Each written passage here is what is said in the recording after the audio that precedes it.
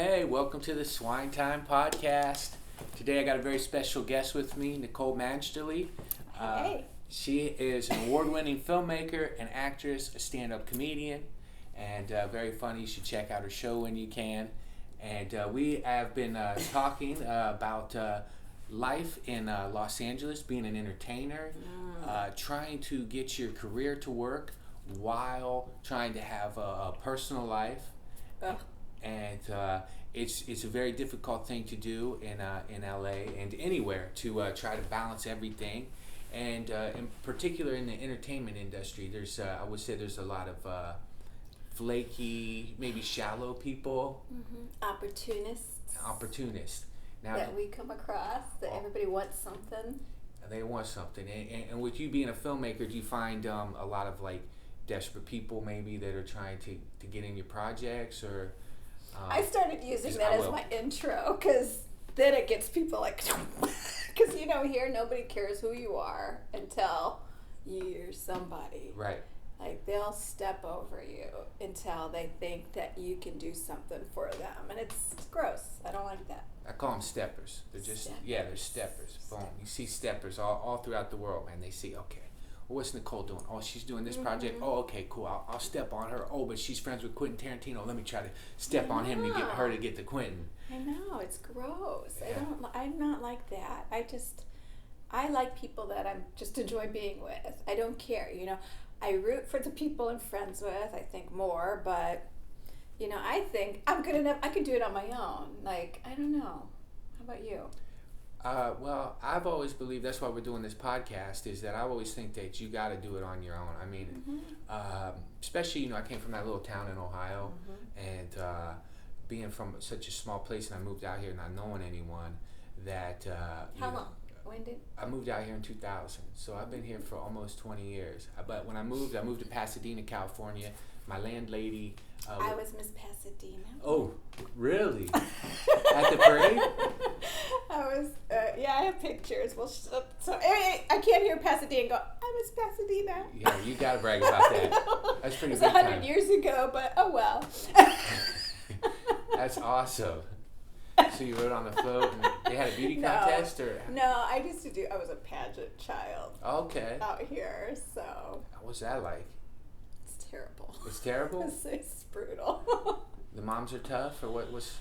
Yeah, it was just shattering to my, I didn't have the confidence anyway, so man, when I lost, I just was devastated, and my mom is fun, and she just loves, she's that total California mom. She loves nice things. Oh, it's it's hard. It's hard on a kid. Well, I could imagine. That's Still a lot does of pressure. it. I'm stop. I have enough negative, it's like. But did it give you? It must have gave you some confidence for your acting and stuff, right? Or no, I wasn't ready until. No, I didn't have the good foundation to do it.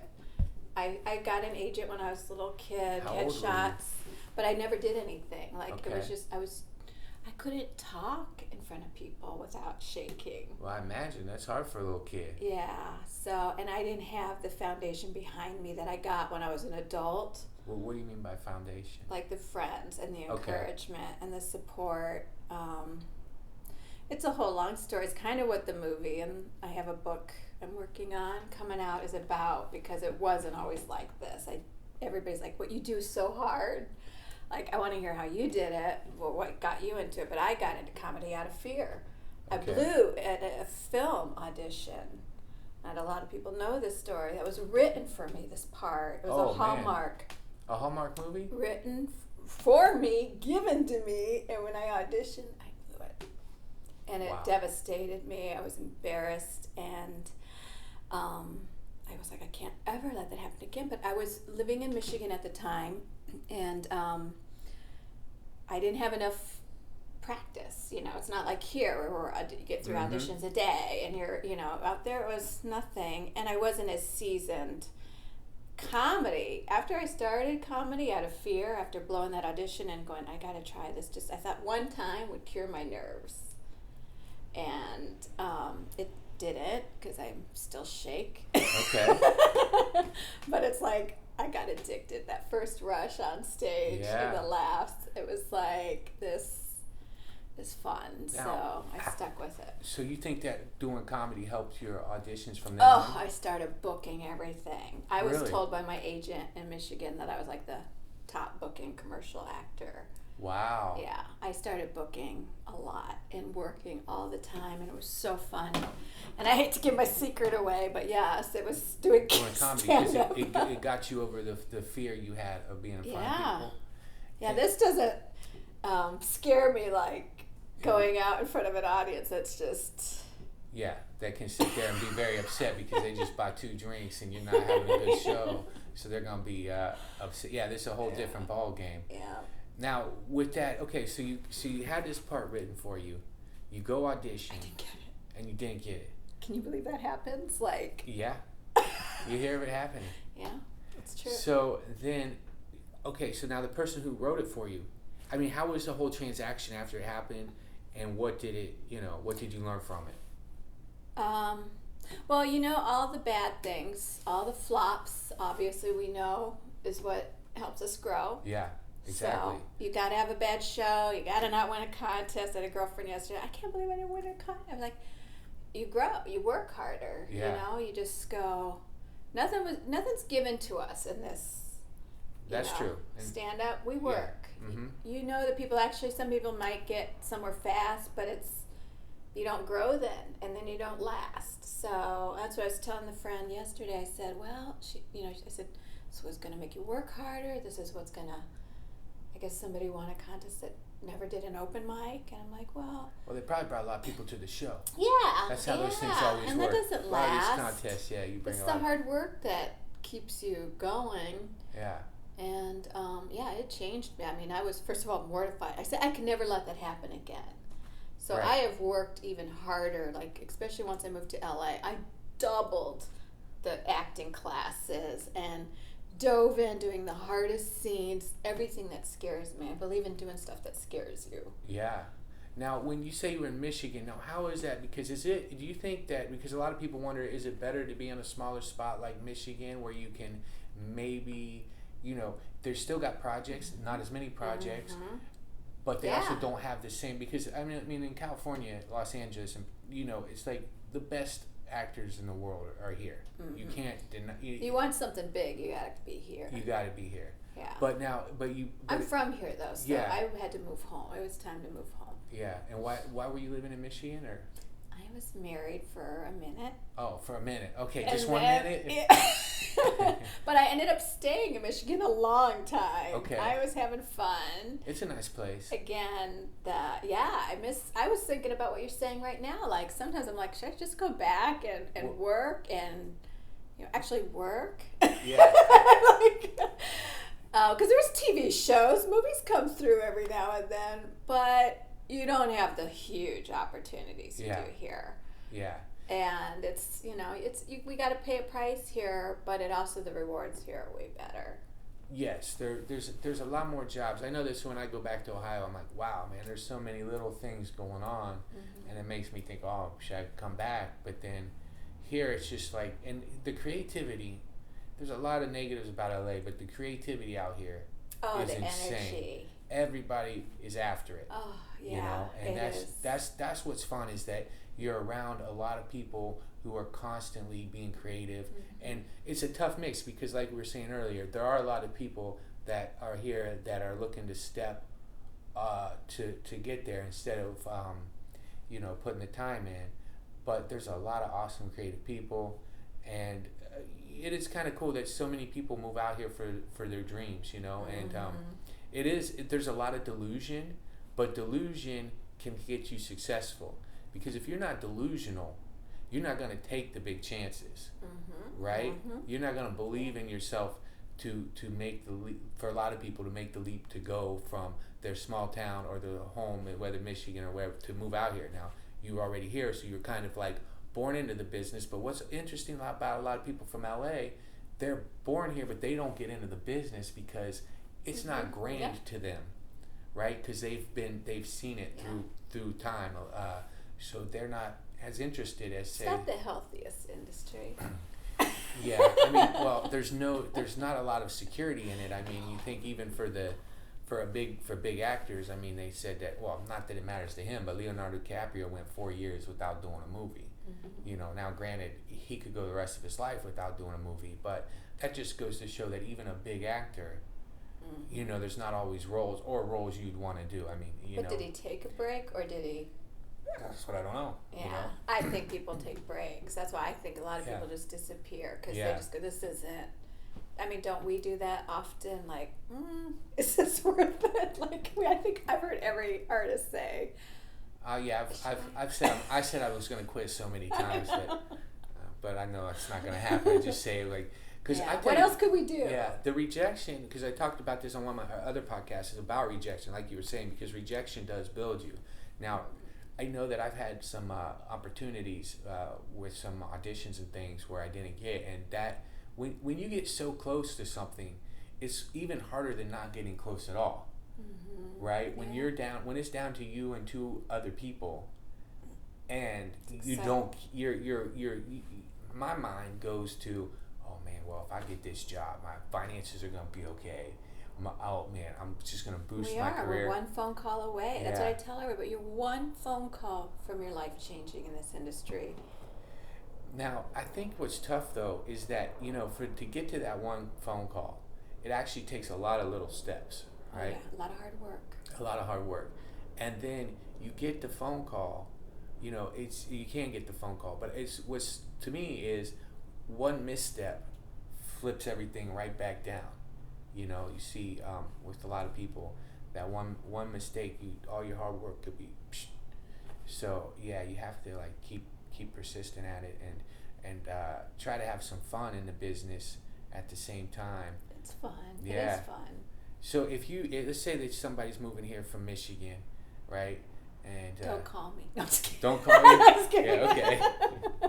No, I mean, don't they do this? And everybody, like, all of a sudden, I don't know. Well, that is something that a lot of comics from other states will say. They'll say, man, the comic will come into LA. LA comic will go all of a sudden, we're best friends. It's like, you didn't pay attention. You ignored me when we were in Michigan. Yeah. Like, you know, like, you're going to introduce.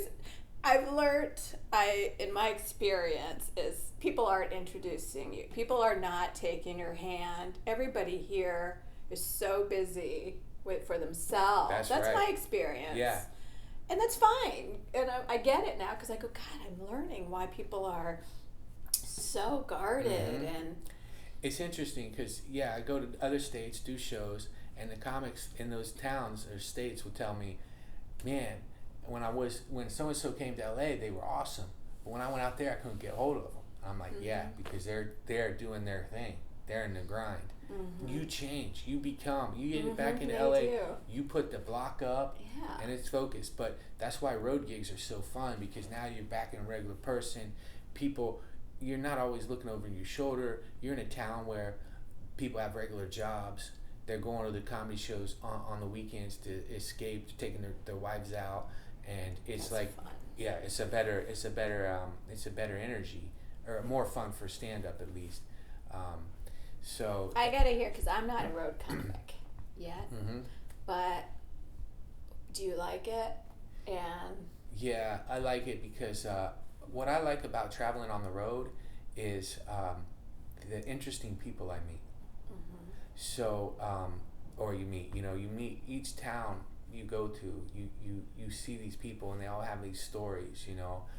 One thing, even when I was first starting, because I've been about year 3 or 4, I started going on the road, and I did a gig out in I think I was in Montana, just a little town, and this lady and husband said, well, hey, we want to buy you a drink. I said, sure. So they buy me a beer, and they said, our son died in a car wreck 6 months ago. This is the first time we've been out since. Stories. You know, so, and there's a lot of those. Yeah. And, you know, and then I love that. Yeah, and I think about all these gigs and, like, all the people I've met throughout the time. And it's good, it's especially good, I think, to get out of LA, because LA has certain jokes that you can do here, and they're not going to fly out there. I was at I went to a mic the other day to work on some stuff, and the comics there, I thought, man, none of them are going to make any money. because they had a certain they had a certain political point of views they were going to, and I'm like, yep. 80% of the country is going to kick you in the face. Yeah, You say that. That's right. So you can't be, and I like it too because by traveling so much, you're very aware of what people are really thinking. Yeah, right. True. And being a comic, they love to tell you. They like to tell you. So I think for me, like, part of the great thing is just meeting the people, seeing how things are in other places, and getting staying real. Yeah, it helps a lot with that. What about what scares me is the room and board. I hear the stories. That's what. Okay, so see, that would be I'm tough. like, I'm not doing that. Yeah, I think it would be a lot harder for female comic than man, right? Because, I mean, especially, okay, so when I used to do these gigs called the triple runs, right? So you would have 2 or 3 gigs in a week, but you had to fill the week. So you had off nights where you had no hotel, okay? And so, so then you have to, so I remember staying in a dude's trailer. This guy was smoking weed at 4 a.m. Fun. This guy was so funny. We used to audio record our conversations. So I met all these weird people who I would end up staying at their places. They're not even comics, just people from the shows, you know? And, oh my gosh. yeah. Awesome. Yeah, my first gig out was I met this guy named Josh. This is a good story. I met this guy named Josh. He had a party. So I always have parties for the comics. Okay, go over and had a party at his place, right? And it was fun and it was great. And then he showed me a fossil. He had these 2 fossils, right? And he said, "This fossil." Where are we? We're in Oregon. We're in not Coos Bay, some Salem, Oregon. Oh, Okay, Salem, Oregon. And he has a fossil and he has another fossil, right? And he said, now this part of the fossil, he said, I was walking on the railroad tracks, and by my house when I was a little kid, and I found this rock, this little fossil. So I brought it home. My parents get divorced. My dad, they moved. They still live in the same town, but on different ends of the town. He said then he was at his dad's place and he was walking on the railroad track and he found a little fossil and he brought it home and they matched the 2 fossils. Now I'm believing this story. Okay? Okay. I think it's true. I was too. I still believe it. Yeah, I still believe it. So the fossils matched up, and he goes, that goes to show me, because so while his parents were first getting divorced, he finds the fossil. Then his parents are divorced, he finds the other part of the fossil. They fit together. He said that showed me that things happen in life, you don't know why, but at the end it all fits together. Aww. Hey. Now, yeah. However you wanna. I listened to that story. I love that story. That was my first time sweet. going on the road, and then I was like, hooked. But that's why I like traveling on the road. I like to meet people like that, hear these wild stories, hear their stories, because for us, we're up there telling our stories. It's nice to hear the stories back from the people that just saw your show. So that's why I love the road, is just meeting all the people. That. Yeah. But you're real. Like, that's why I get along with you. It's like, also, we're, I think, grounded and real. Some people are just so hungry that they lose. I know. Is now, that? I know guys who have told me, hey, I don't go visit my mom. I'm doing my job. Yeah. If my mom wants to see me, she can see me. I'm like, okay, dude, you're off kilter here. Why? Well, you don't. You have to have a I don't know. Maybe their moms was assholes. I don't know. But I mean, I think even if your mom is an asshole, it's still your mom. You have to find a time. It doesn't. I would like to get home more. But I still get home. Yeah, we have that fine line. Like, I am too busy, but I always make time. Yeah. I do. I catch myself, and I need it. Yeah. You need to have. I think it's good to have a little balance in there. The family, and so yeah. But I can't even talk to those people. Like, I just can't even. Well, they don't want to talk talk to you. They're not in my. They want. They're not. But I won't either. Like, I can't even connect. I see a lot of people. That it really, and it's hard because it is a tough business to make it in. However, man, I've been noticing this too as I get older in the business, if it's only about it, it's still fucking lonely. You know, you still have a lonely existence when it's only, because that is something that's hard about the road. Actually, you mentioned about being a comic on the road. One of the things that is very difficult is that the gig is over. You're in Raleigh, North Carolina, right? You know nobody. Then you got to go back to your hotel room, and where it's hard, and I think this is where a lot of the guys might get depression or get into drugs, is that you were just at this level. Options. You just got off stage and you were hot. You were on top of everything. I know. And now you come back and are a regular person. Yeah. And that's hard. And then so you're being in a town where you don't know anybody and stuff. But at the same point, sometimes that's good because it puts you in your little hotel room where you have to work on your material. So so that's a lot of the things, is that just to find a balance in your life, to have a life, but still get your goals as a performer. I think that's kind of in any job. I mean, a lawyer can just grind his way out and then he make all this money. It's almost like Ebenezer Scrooge. Scrooge goes out and makes so much money, but he has nothing. And that's what can happen to a lot of people. So that's what we enjoy. I enjoy it. It's like I'm not doing this. Well, I know you do comedy as a fun. You're just having fun out there. Yeah, but sometimes it's a thing that seems fun, right? Because one time I did a gig and a girl came up to me after the show and she said, "It must be so fun to drive all over the country with all these comedians." And I'm like, no. We sit in the car. We're not cracking each other up. We're sitting there saying, "Man, why are we on this shitty gig and so-and-so's on a sitcom?" Exactly. But I have met, I'm talking one of the biggest in my eyes. I was opening for this, I can't say, but I love him. Great credits. Was sitting there talking about what somebody else was making on their and it was like, comparison is the thief of joy. Yeah. I tell everybody, that's why I hate our other topics, social media. Yeah.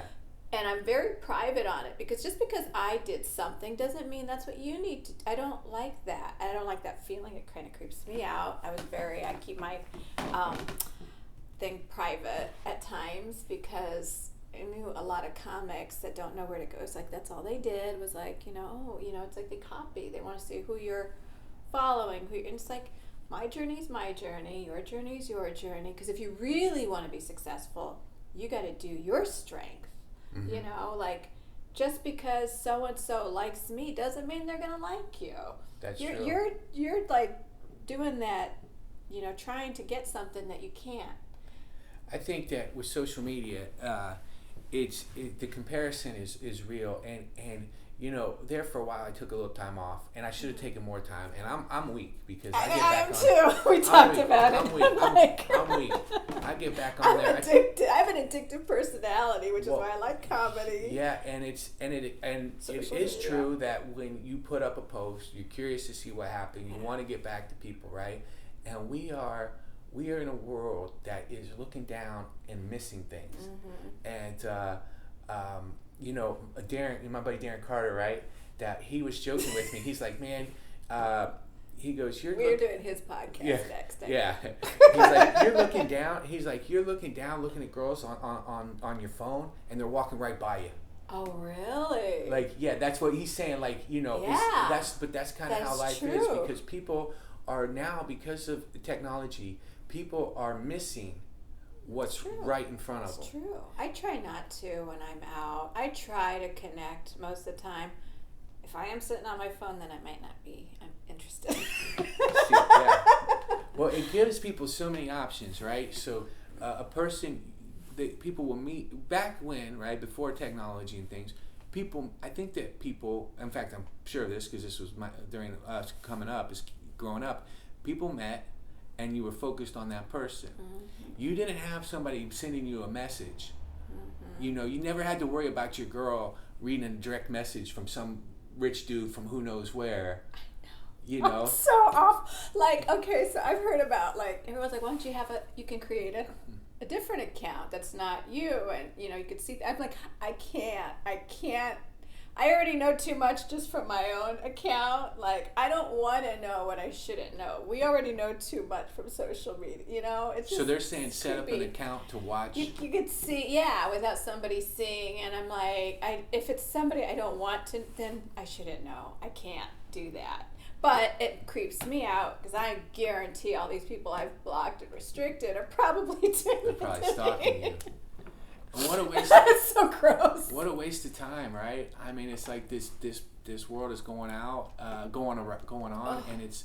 I'm curious to see how what the next levels are, because people are more and more. I think people are getting laid less right now in this time period. Yeah, they're all. I guarantee if I'm posting fun pictures like I did last night, I'm home. I'm not out having a good time. I'm like. Well, I think too this is what I'm always telling guys, which I learned, from liking pictures and this, to stop doing that, because it's giving the wrong message too. Yes, I'm probably scaring off the guys that I want to call me because I look like I'm out having fun all the time. Meanwhile, I'm like, why doesn't he call?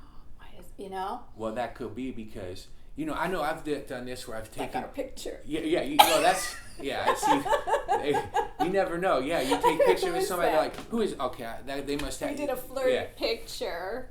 Oh, it's gonna be on Instagram, Get to somebody, So I wanted somebody. You took a picture with me to make somebody jealous. I do stuff like that.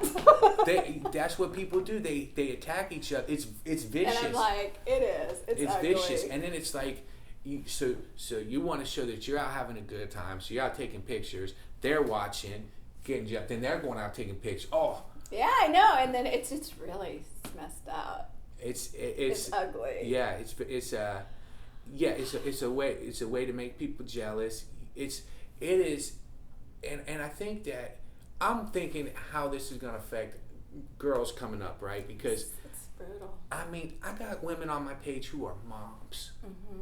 They are moms, and if I was in school and one of my friends' moms put a picture the way that these women I know put pictures like this, covering themselves with seashells, I would blast. I know. What does it do to these kids? Because if my mom was classy, but she was still embarrassing enough. Yeah, your parents are naturally embarrassing. Yeah.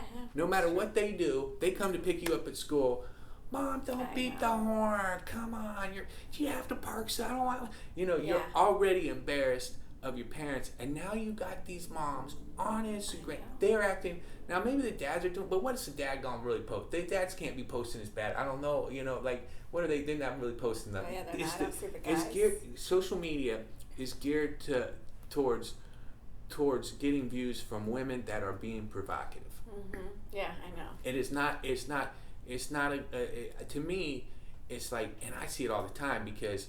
I mean, we're talking about. I'm telling you, these people are terrible, but I watch it every day. And by the way, I don't know if guys know, we can look. I find more fun in looking at what my people are liking and I've never he's married. Oh, damn! I haven't figured out how to do that yet. How you don't? No. Oh my God, that's the worst. That's where it hurts. It's like all these people that follow me, they're on here, they're liking everything but my post. I get like 20, it's like. Oh man, that's bad. That's addictive. I know. It's like. Our confidence is wrapped up into this now. It's really taking people, and it's. I start going, I don't care, and then the minute you have a booking or you have something big, then it's like.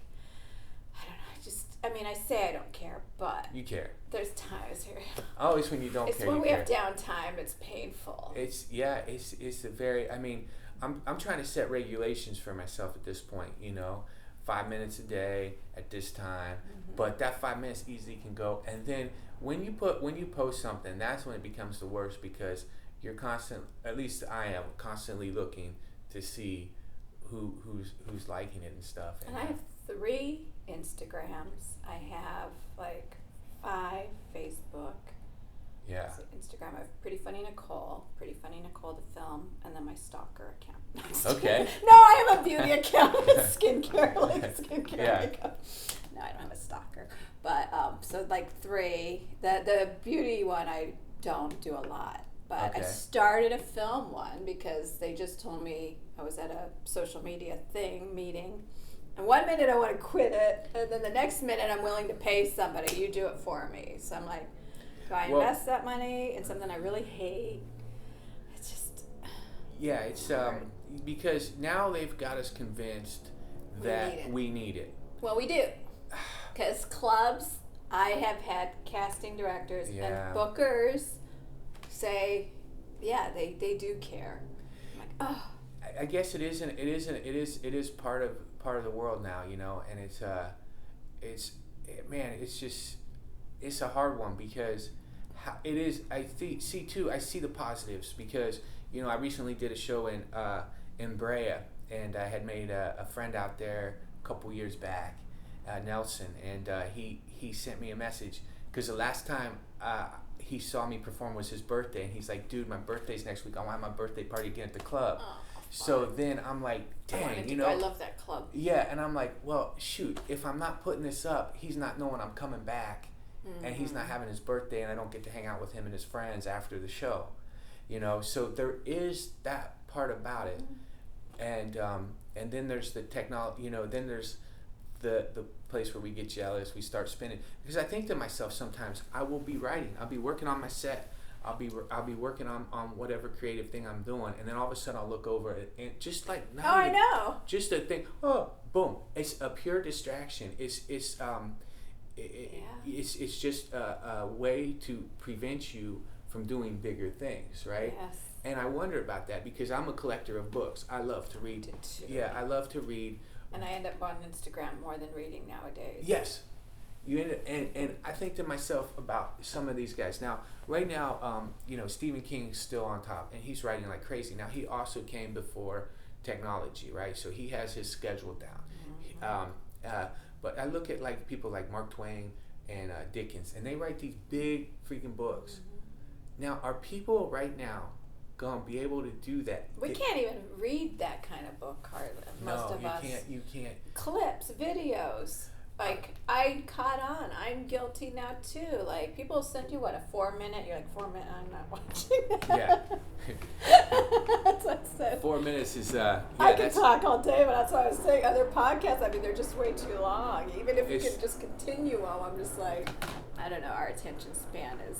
Yeah, it's, so it's changed because I grew up without a computer in the house. So that makes me... I think they say Generation X. I think I'm fine. I'm not a millennial because millennial had a computer in their house. Okay, is that what it means? I don't know. Yes, yeah, that's how I had it broken down to me. But I look back on my life and I'm like, man, I was so lucky. I mean, in high school I got a pager. I remember that getting paged. Going to a payphone with our pager. Yeah, meeting a girl at the mall and she pages you. That was so exciting. Right, that's Jessica. And you go to a payphone because we didn't have cell phones. Yeah. So and we keep. I wonder too, like with things like maps, right? With like reading directions, because now. We had a book in the car. Yes, in LA they had the Thomas Guide. That thing was impossible, and so. Oh my God. And I wonder, like, okay, so I think with dating too, so men, we chase sex, women chase success. Right? That's kind of how it is. I don't think I fall in that category because I don't. Well, even when. Well, I want to bring him up, but I was like, for me, it's chemistry. It's all chemistry. I don't care.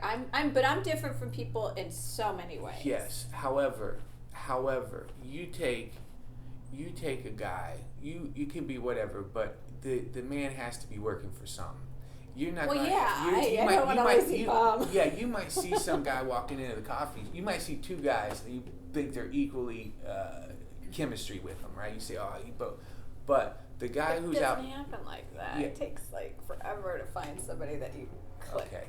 Well, let's say you see and they both look the same. You're both like, okay, I like that guy. He's cute. Okay. And then the thing is, the guy who's out working hard and you can see him building something, I think he would have an upper advantage over the guy. Who makes me laugh? Well, maybe do they both make me laugh? Like, do they both? Are they both fun? Like, that's everything. Yeah. I'm real though. Like, I don't know. I know I can work. I know, if he's achieving something. See, like we were talking about the steppers. That is what everybody's like. Oh, I want somebody who's above me. I don't know. I meet people that they're probably where I am. I mean, I think I'm a little behind schedule, and I talk about that in my story because I have. Everybody has that feeling though. Past. Everybody feels behind schedule. I mean, maybe not everybody, but a lot of people feel behind schedule. Okay. I mean, so many people. I mean, myself, I'm behind schedule is always in my mind. But I look at you, and I look at a lot of people in my, the people that I know. I'm like, I have so much faith. Like, I'm like, you're one phone call away. You are. Right. Like you and some other friends I have. I'm like, I believe already in that. Mm-hmm. They don't have to already be driving. See, I'm not into the sports cars and all that obnoxious stuff anyway. Yeah, I mean, what most girls want. Yeah, Is or true. yeah, is that true? Is that what it feels like? It feels like right now, to me, it feels like you're in a spot where I think a lot of it is social media, and it probably already happened before, but where everybody is accessible, so people are constantly thinking that they can do better, and I found in my age group, okay, so. Now, so I'm 40-year-old, and my whole life as an adult has been focused on my career, pretty much, And I've made some flaws, and I've fallen off track for years at a time, okay, with, different things or going through my own personal things and whatnot. But I found that a lot of women that grew up in my generation, my time, got told growing up to focus on their careers, that they don't need a man. Yeah. It was the feminist movement. They got told. I blame Cosmopolitan magazine. Cosmopolitan, whatever was being read. Oh my God, it's messed everything up. Messed it up for me too, because independent and everything as I am, I believe in old-fashioned things. As and the feminists probably hate me, but I don't believe all the stuff they say now, because I'm like, I do believe men, it's the thrill of the chase. Because there was a time where it was like, women, you make the fun, and I've done that. I could ask a guy out like that. I'm not afraid, but I don't believe in that's the right thing, because it changes it. And everyone's like, why don't you ask? I'm like, I won't. I grew up in a time where it was like, you cut your arm off before you pick up that phone. To lady. call a man. Yeah. Oh, and guys, that's what you got to approach. I do believe that still. Like, I mean, I was in the forward time, but you know what? Men I think, correct me if I'm wrong, men do like the thrill of the chase. They do like, I believe in that. And I go, because somebody's, recently, they're like, why don't you? I said, because it's a turnoff.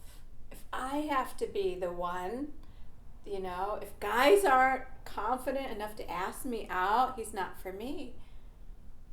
If I have to do it, come on.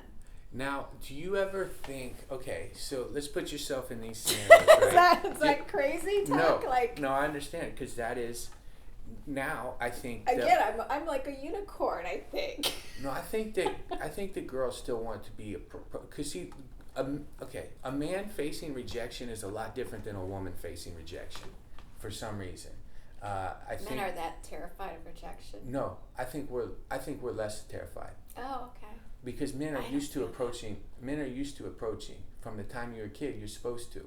Nowadays, it's getting worse. Yeah, they all seem scared. That's what people are scared now because they're used to doing it like this. Mm-hmm. Girls are more scared because they're used to doing it like this. Mm-hmm. And by this, if you're listening, I'm touching my phone as if I'm typing on my hand right now. But so it's I think that the approach the to me, it's weird. Like, I went on some dates where back when I was on internet dating, right? When it was first coming out, I would go on dates, and if the girl liked me more than I liked her, I felt terrible. Mm-hmm. I would much rather it's weird, but I would rather have it be the other way around. Yeah, well, that's the nature of men. It's almost the thrill of like. Yeah, it's the conquering kind of. Yeah, and pursuit challenge. Men like that. Yeah, and to reject somebody after being rejected so much in your life. I mean, men, you are from you little kid on, you're kind of gonna get rejected, because it's also in a woman's defense to reject you. It might not be, but there's a safety thing that when they, it's I think that they got to protect themselves a little bit, or but yeah, as far as the chase, the men, we like that, and I think that with what has been taught though, and what is happening in our culture right now, people aren't going up to people in the shopping, like in the mall. You see, boom, and you got to go. And Me Too did not help. That hurt. Me Too hurt. I do jokes about that. Yeah. I guess I'll just be single forever because guys everybody's so sensitive now about everything. I'm like, you can compliment me anytime. Well, I will not be offended. Trust me. I don't care what you say. I mean, I don't want gross and stuff on social media, but I will, like. Yeah, it's a fine line now because there's a lot of guys who are just like, dude, it's not worth it no more. I was driving. I was on the 405 and I was in shorts going to the beach. I had one leg up. I sit on like comfortable, like yoga style, driving. And this big truck was next to me. And I heard through my loud music, and I felt them looking at me, like whistled. And I looked over and I was flattered. I was like, yes. I mean, it was like, really? I was like, yeah, I don't care. I was like, I'm not going to talk to him, but I was like. You got to give him the credit for going. I miss like cat calls and, Yeah. It's crazy. It's, now do you ever have these thoughts, right? You're like, well, the guy should have approached me, right? Or something like that. Let's suppose you're at the comedy club, okay? That's a good place, right? Because I like to meet people at the comedy club because they already have something in common with me. If they're smart enough to get jokes, we can talk, this and that. So you're there, but in life, do you ever think about, that person might have saw you, but they're having a conversation with their friends, and the scenario just doesn't, I guess it's a what if scenario. It's like, oh, so and so was talking, because I've had this happen to me, okay. Right? Where you see somebody you want to talk to. Uh-huh. I had this happen to me at a show recently. See this girl walking out. Oh man, I want to talk to her. Uh-huh. So, and the dude, he loved my show. He liked the show. Oh man, you were awesome, dude. Oh my god, I love that show. I want to get a shirt. Yeah. And I'm like, oh shit, there she goes. And then the rest of the night, you're thinking, oh man, that could have been it. That could have been. No, I haven't had that problem. I think that's what happens to guys sometimes with girls when you're saying getting approached and they should. But I think no, he was taking your time up. So yeah, if you're serious, you have to just block. say, excuse me. Yeah. And then and I should be doing that, but I also know that guy is the type of he's my crowd. Uh-huh. He's the type of guy. After a while, I can kind of. But if I liked somebody, say I liked a comic or something, I might follow him. I've done that in the past, like where it's like, see if they follow me or if they were interested. Oh, I see. But now, if it's just the person, you don't know who the person is. She knew who you were. Oh, that's probably true. Okay, so that makes sense. I know for me, like if I was at a show and I knew the guy. Like I've had that where I've had people like I felt that the comic or whatever like noticed me or they're on hi, and then I left. So then they were busy because they were exactly the same thing. So I go on and I like them, see if they message me. One did message me, so they can. So that's where social media can play a part in getting people to connect. Mm-hmm. Did you go on and look and see your shit? No, I don't know who the heck it was, man. But I mean, you would have recognized them. Yeah. Don't you? Yeah, you would have. Yeah. So it wasn't, but I'm just, I think about all these things in life, and that's like, but look at before technology, right? Weren't people, the comedy clubs were still going on. They were still packed. 1980s apparently was the biggest. I think right now we're living in the 1980s of our time with comedy. Mm-hmm. It is insane how many people are coming out to comedy right now. I'm so good. I mean, it's amazing. I hope it continues for a while. I hope that, because back 2008, 7, 8, 9, 10, 11, 12, something like that, it was dead. I mean, you couldn't. I will buy you a drink. Come to see the shows, and it wasn't that the comics weren't good. Yeah, but now there's a need for it. I think people have money now too, because back when the recession, when that recession, and that's a scary thing about being a comedian, is comedian is an extra. Right? Mm-hmm. It's not even like I'm looking at my carpet, like my carpet needs cleaned, so there's always going to be a job for a carpet cleaner. Your toilet's going to be plugged. You're going to need a plumber. You're going to need, if you don't cut your own grass, you're going to need somebody. If you get your throat, you're going to need a doctor. A comedian is a bonus. A comedian is like, oh, I have extra money this week. I'm going to take my friends out. We're going to go get drinks at the comedy club. Mm-hmm. So it's a bonus. So our comics will always be making money because storytelling is a necessity, which is what we do. Even one-liners are still storytellers, right? Mm-hmm. So that is a necessity that people need to feel something, but to go out and spend the money and do it is a bonus, is an extra. It means that the times are going good for people financially. I mean, that's why probably a lot of less poor. I mean, more poor countries probably don't. I don't know. They probably don't have comedy. I don't know. I should do research before I say something like that. But okay. But But I want to go back to that topic of we have so many. Yeah, of how society changed things, because I thought it bothered me that I would meet girls that we'd be close to the same age, and they needed a baby like now. Oh yeah. And in that again, it's still stupid articles going out. Women are going to stay single. Women don't need to have children. Well, if you don't, they're gonna. I'm not with a lot of the movements, so if you don't have them, you should have them younger because. It's just I think. I don't know that as a fact. I'm just saying. It's just a mindset. It's just a mindset comics thing. Are all opinions. Yeah, I mean, because comics, and we are. The hard thing about being a comic too is that you're immature for so long, right? Because there is a sense, yes, comics, but you have to have a certain immaturity to you, to think the way we do, and to be goofy up on stage, and to not. Because as people get older, most of the time they get more serious, right? Myself included, But because when I was in my 20s, riding around in my car, man, I didn't care what the heck was going on. The Amazon forest would be on fire, and I'd be like, well, what time did we go to the nightclub? That's right. Of course. So, dude, I wouldn't even know. I'm still like, I don't want to know things. That's sometimes it's media. better. I don't want to know. Yeah, it's well, that's another problem I have too. I don't need to know somebody was shot. My family will say, "Oh, you live by? They just shot somebody." I'm like, I don't want to know. Don't tell. I don't watch the news. Yeah. I don't want to. I'll hear what I need to hear. I'll look up what I need, but I just don't want to. I don't need any more negative in my. That sits in your system, Yeah, it's I talk about this. I'm a nervous wreck. I think about this a lot too. When you say that is. The way that the news will divide us.